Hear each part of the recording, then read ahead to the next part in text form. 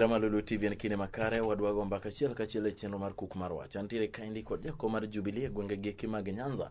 Obiro nyiso nyinge kae to obiro nyime kod go mbaka koni kod kocha. Weche modwaro odiochieng' ma kawuono gin weche mag mos. Ma bende koro wachore kata liekore ni kelo weche mag tungni koni kod kocha. Wadwa ng'eyo adieri mar wach ni eri kadi poni en tiere. Kaachiel kod weche mopogore opogore kata okenge moketi kod ker mar kedo kod weche mag mibadhi. Arwaki studio.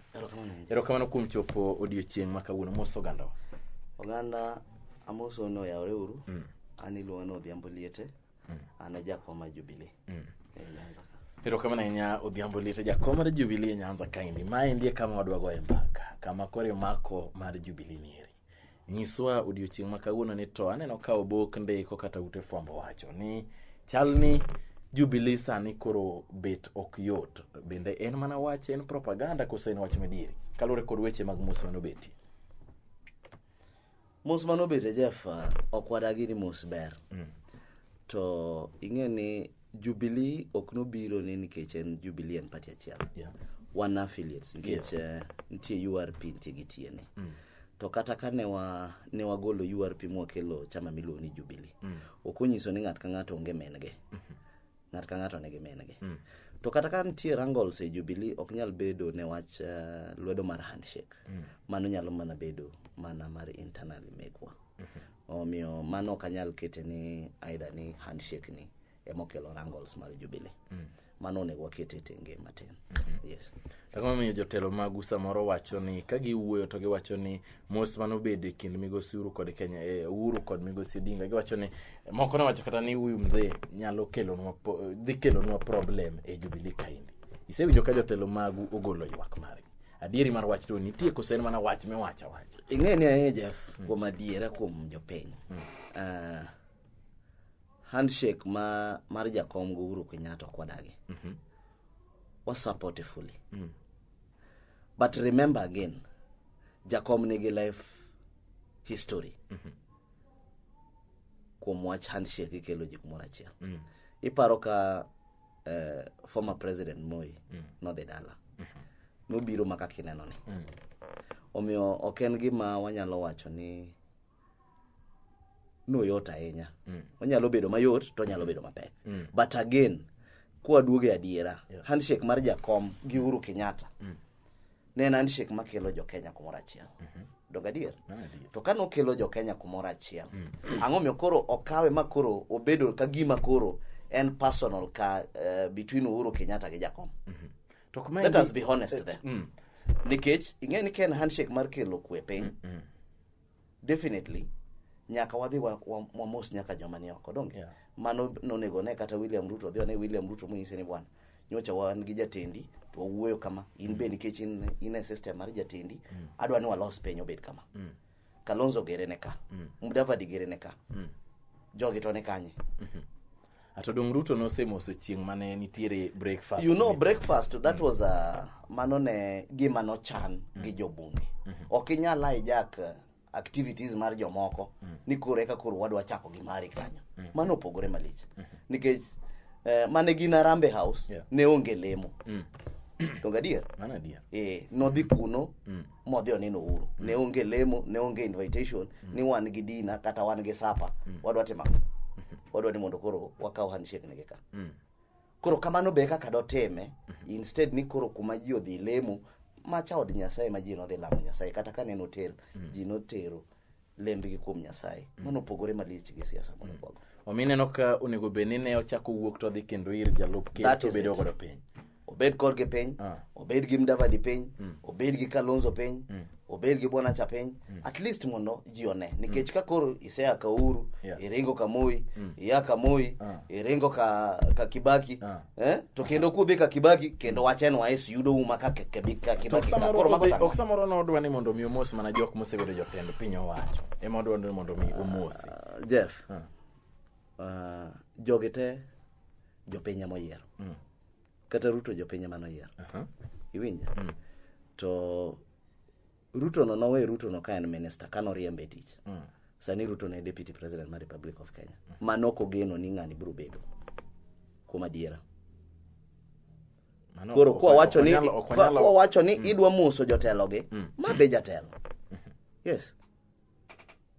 ma be jatelo kwani en to en nyathi hapana en bo jatelo to don kata in bendo nyalo wuok ka to dhi omoso Migosi Odinga en beni oya bire ofisi ka indi mondo mi amosi no igeni wane kaka wanyalo tiyo kanya Jeff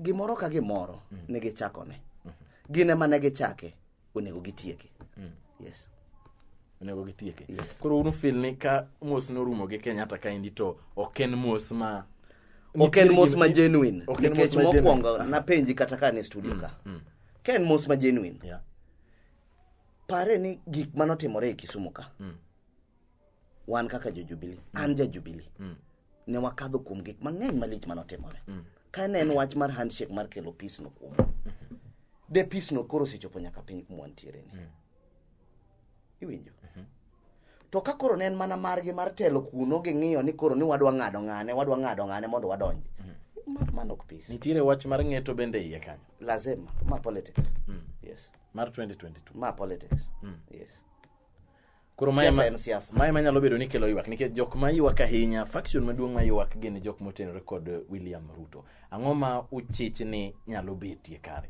e mos nikech wato waneno ni en mos mane onego be ni kelo jo Kenya together kaka nosetimo nieri kendo miyo saniri weche mag ohala nyalo dhi nyime oganda odak kendo weche mag siasa odong' chien Jeff kuom jowa kata ka gin jo William Ruto yes onego giywagi nikech Ruto ok ng'ama iting'o bade malo ni idwa mekom Ruto ng'e kaka nyalo yudo gimodwaro koro they should stop to giywak yes ema wacho ni kata ka giywak senators nyaka ema wacho ni kata MPs go ka giywak mano ok onego giywagi nikech kata jatelo no nyiso gi nyoro weuru gini nikech Ruto ok en ng'ama bro biro kuom jakom ni jakom odhi oting bade ni odwa chung kata mbunge hapana iwinjo maber Ruto ng'e kuma odhiye to kata ka en mbele kuma odhiye ni 2022 no kuom yie ma Nyasaye wabro chope to wabo yude either nitie handshake kata onge handshake kata ilose kata kepe will reach there yes iparo ni winjruok e kind ker kod jalup mare chalo nade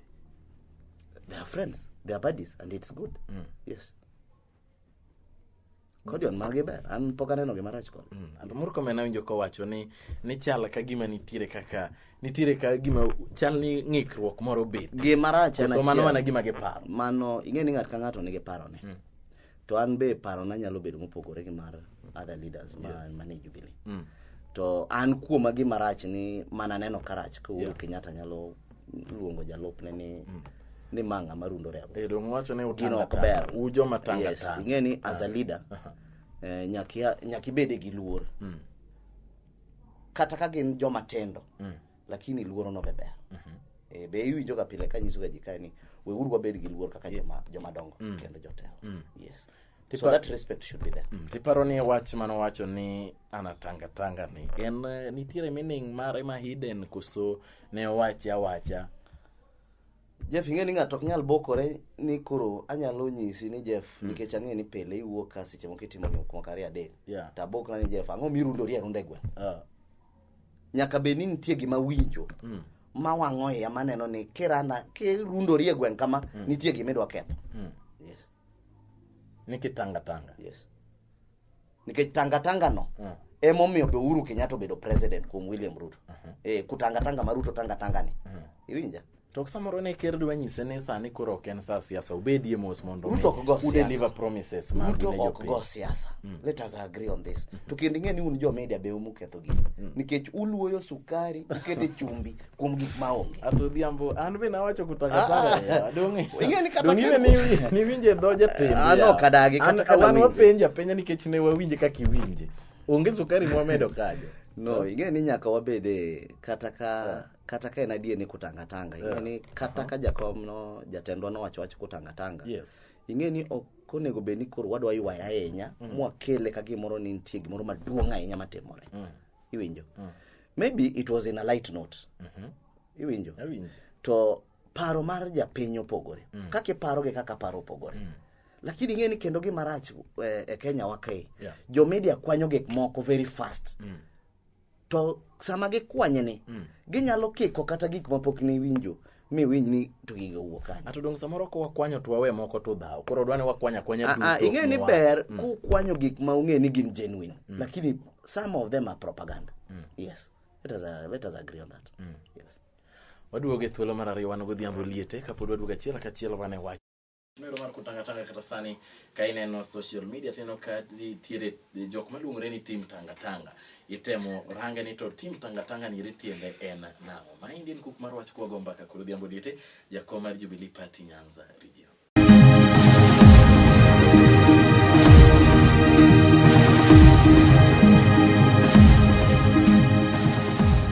Komenti jaramalo lutiwa chako duoge thuolo mar ariyo wago mbaka kachiel kod Odhiambo Liete mabene en jakom mar Jubilee Party e gwenge mag Nyanza. Kachiel warango weche madhi nyime koni kod kocha mago kuma tenore kod siasa kachiel kod weche mag dongruok. Achaka rwaki Odhiambo.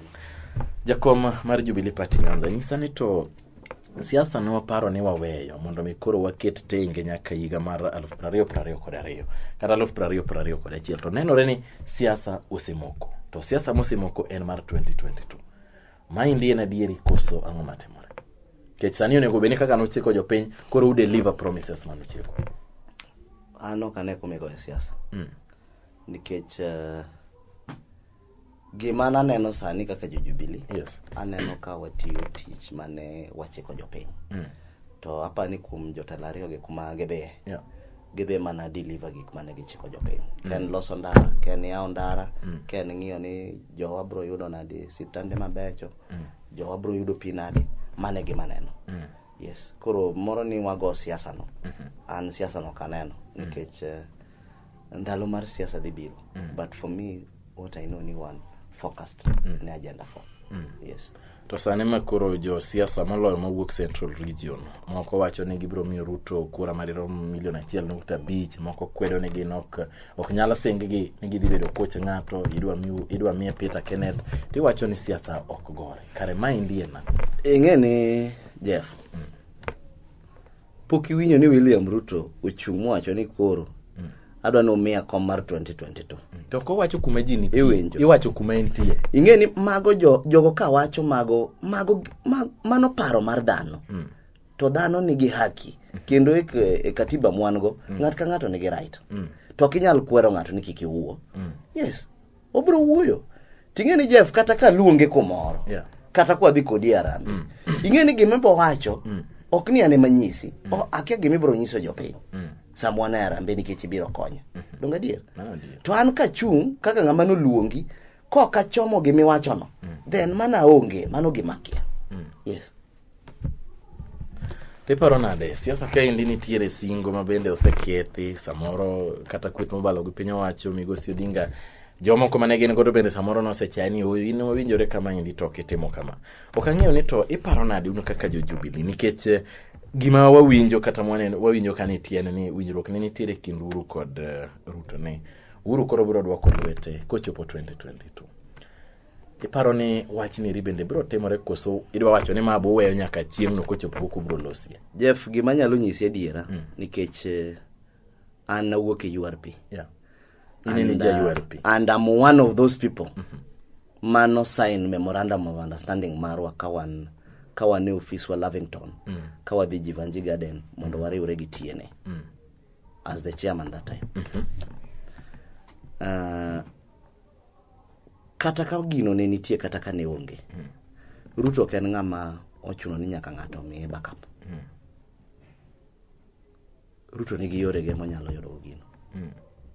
Nikech yo monyalo yudo gino en jopiny, ok dhano mawadu mutiyogo. So aidha ni nitie memorandum no kata onge, one memorandum wanang'e mano keto ni wadwa kelo kwe Kenya. Iwinja? Ne uketo mar 2022. To mar 2022 no. Kuma memorandum no nuwoke. Maybe it is there, maybe it is not there. So we cannot talk about it because I don't know about it. Yes.